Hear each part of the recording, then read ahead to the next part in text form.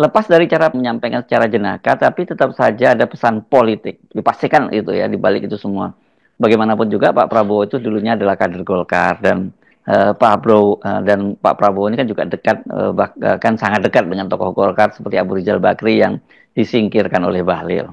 Tentu kita bisa menduga setelah acara itu selesai, lalu terlihat ramah tamah seperti biasa tuh. Tapi kemudian mulai ada bisik-bisik pas itu.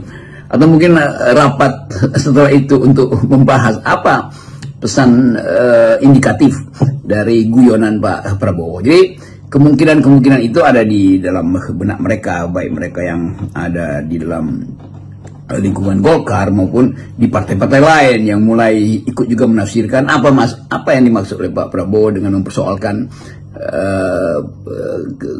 kedudukan Bahlil di Golkar dan kaitannya dengan kapasitas beliau. Itu kan pasti PAN berupaya untuk membaca juga gimmick dari Pak Prabowo atau roastingan Prabowo di acara itu. Demikian juga PDIP bahkan lebih, atau partai-partai yang lain. Jadi kelihatannya ada cara baru sekarang untuk mengindikasikan sesuatu melalui roastingan yang sifatnya friendly gitu.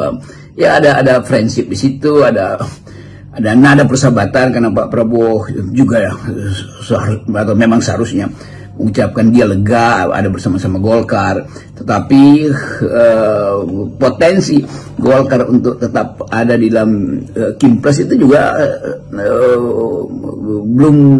belum bersifat final tuh, karena 100 hari ke depan masih ada potensi perubahan kabinet. Jadi kita mesti lihat bahwa selalu ada prinsip, ada jarak antara election dan decision itu.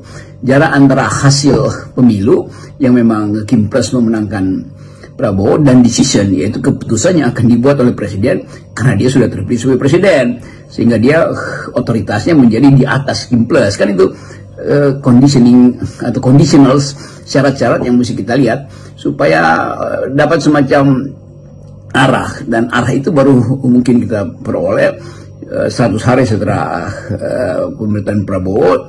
Maka beliau mulai melihat mana sebetulnya yang bisa jadi aset di dalam kepemimpinan 5 tahun ke depan, mana yang mulai menjadi potensi liability dari segi kapasitas, liability dari segi legitimasi itu. Jadi kira-kira itu kondisi hari ini, dan kita tahu bahwa terus-menerus kabinet Pak Prabowo akan diuji apakah mampu untuk menghasilkan kebijakan yang membuat rakyat percaya bahwa ada masa depan, sambil Gerindra sendiri ada beban dengan kritikan terus dari publik bahwa di dalam Gerindra ada faktor Gibran yang membuat netizen merasa iya ada Prabowo yang punya arah dan punya pandangan jauh ke depan, tapi ada wakilnya yang sebetulnya kapasitasnya jauh untuk mendukung ide-ide besar itu. Dan kalau dia tidak mampu mendukung, justru dia akan jadi liability, jadi beban bagi legitimasi Prabowo ke depan. Sekali lagi, itu adalah interpretasi terhadap roastingan Prabowo pada brother Bahlil.